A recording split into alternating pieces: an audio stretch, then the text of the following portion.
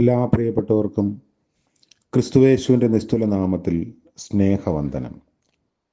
ഇന്നത്തെ നമ്മുടെ ധ്യാനത്തിനായി വിശുദ്ധ യോഹന്നാൻ എഴുതിയ സുവിശേഷം 4-ാം അധ്യായം 46-ഉം 47-ഉം വാക്യങ്ങൾ.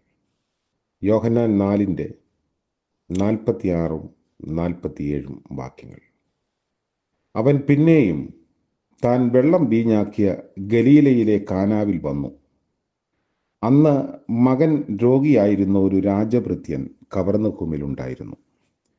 യേശു യഹൂദ്യ ദേശത്തു നിന്ന് ഗലീലയിൽ വന്നു എന്ന് അവൻ കേട്ട് അവൻ്റെ അടുക്കൽ ചെന്നു. തൻ്റെ മകൻ മരിപ്പാറായിരിക്കൊണ്ട് അവൻ വന്ന് അവനെ സൗഖ്യമാക്കണം എന്ന് അപേക്ഷിച്ചു. കർത്താവിൻ്റെ പരിശുദ്ധ നാമം വാഴ്ത്തപ്പെടട്ടെ. വിശുദ്ധ യോഹന്നാൻ തൻ്റെ സുവിശേഷത്തിൽ രേഖപ്പെടുത്തിയിരിക്കുന്ന രണ്ടാമത്തെ ദൈവരാജ്യ അടയാളമാണ് രാജഭൃത്യൻ്റെ മകനെ സൗഖ്യമാക്കിയ സംഭവം. സൗഖ്യദായകവും വിമോചനാത്മകവുമായ വിശ്വാസത്തിനും പ്രാർത്ഥനയ്ക്കുമുള്ള നല്ല ഉദാഹരണമാണ് ഈ രാജഭൃത്യൻ. ഗലീലയിലെ കാനായിൽ വെച്ച് യേശുവിനെ വന്ന് കണ്ട ഈ ഉദ്യോഗസ്ഥൻ ഒരുതരം വല്ലാത്ത മാനസിക അവസ്ഥയിലായിരുന്നു. അയാൾ അനുഭവിച്ച രക്ഷയ്ക്ക് അല്ലെങ്കിൽ വിടുതലിന് അയാളുടെ വിശ്വാസം വളരെയധികം കാരണമായി.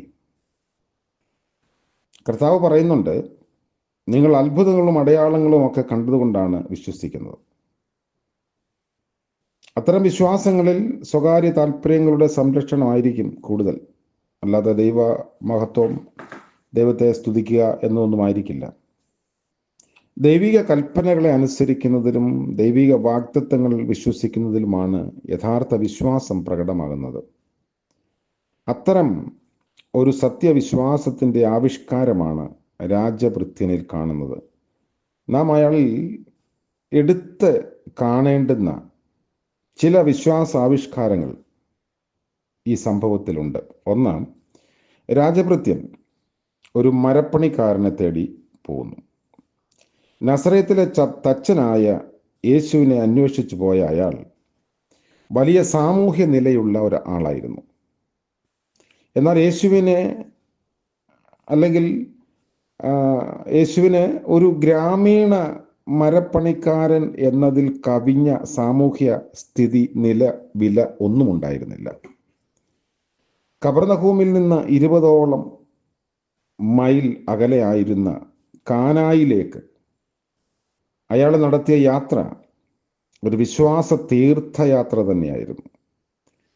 അത് യേശുവിനെ കാണാൻ അല്ലെങ്കിൽ യേശുവിൻ്റെ സൗഖ്യമാക്കാനുള്ള ശക്തിയിലുള്ള വിശ്വാസം ഉൾക്കൊണ്ടുള്ള യാത്രയായിരുന്നു.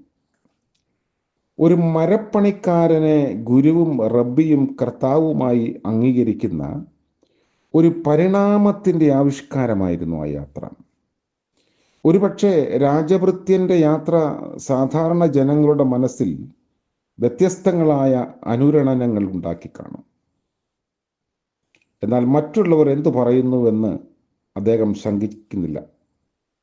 സമൂഹത്തിലുള്ള പദവി നൽകിയ ദുരഭിമാനത്തെ എല്ലാം മാറ്റിവെച്ച് വിനയപൂർവം അയാൾ ദൈവകൃപയെ സ്വീകരിച്ചു. അപ്പോൾ ഒരു വിനയത്തിൻ്റെ വിജയമായി ഈ സംഭവത്തെ നമുക്ക് വിലയിരുത്താം. രണ്ടാമത്, രാജഭൃത്യൻ്റെ വിശ്വാസം വളരുന്ന വിശ്വാസമായിരുന്നു.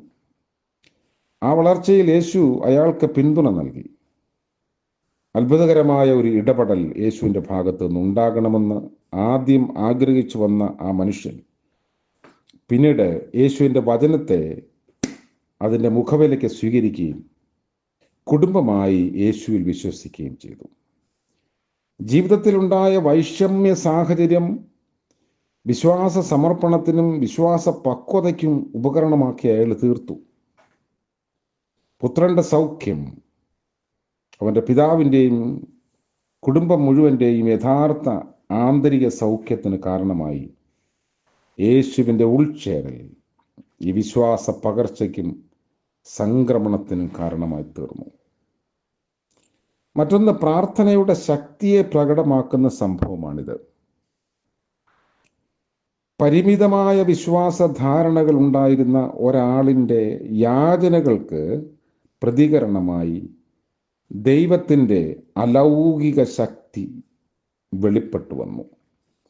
കർത്താവിൻ്റെ സന്നിധിയിലേക്ക് തൻ്റെ പ്രശ്നത്തെ കൊണ്ടുവരുന്നതിനും തൻ്റെ പ്രാർത്ഥനയ്ക്ക് മറുപടി സ്വീകരിക്കുന്നതിനുമുള്ള അദ്ദേഹത്തിൻ്റെ തീവ്രമായ ആഗ്രഹം ശ്രദ്ധേയമാണ്.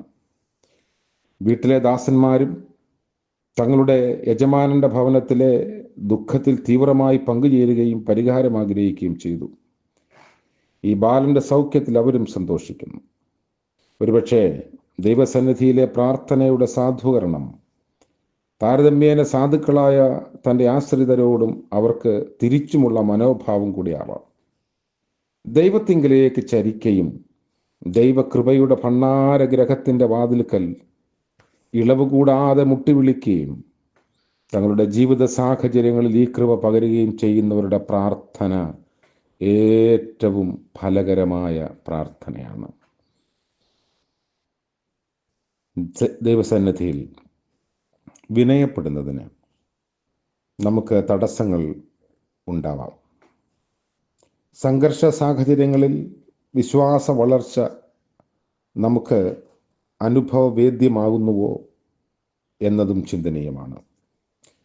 ദൈവകൃപയുടെ ഭണ്ഡാരം തുറക്കണമെന്ന് നമ്മൾ ആഗ്രഹിക്കുമ്പോൾ നമുക്ക് തുറന്ന് നൽകാനുള്ള ഭണ്ഡാരങ്ങൾ നമ്മൾ തുറക്കാറുണ്ടോ? പ്രാർത്ഥിക്കാം. വാഴ്ത്തപ്പെട്ട ഞങ്ങളുടെ കർത്താവേ, ഞങ്ങളുടെ ജീവിത സംഘർഷങ്ങളുടെ സന്ദർഭങ്ങളിൽ അങ്ങയിൽ നിന്ന് അനുഗ്രഹം പ്രാപിപ്പാനും അങ്ങയിൽ വളരാനും ഞങ്ങളെ തന്നെ സമർപ്പിക്കുന്നു. അവിടുത്തെ കൃപാഭണ്ഡാരം ഞങ്ങൾക്ക് വേണ്ടി തുറക്കണമെന്ന് ഞങ്ങൾ ആഗ്രഹിക്കുമ്പോൾ ഞങ്ങൾക്കും ലഭിച്ച ഭണ്ഡാരങ്ങളെ തുറന്ന് നൽകാൻ ഞങ്ങളെ സഹായിക്കണമേ എന്ന് പ്രാർത്ഥിക്കുന്നു. ഇന്നത്തെ പകൽക്കാലം പ്രഭാതം മുതൽ പ്രദോഷം വരെ അവിടുത്തെ കൃപയിലും സാന്നിധ്യത്തിലും ഞങ്ങളെ തന്നെ സമർപ്പിക്കുന്നു. കൂടെ ഇരിക്കണമേ, ആലോചന നൽകണമേ.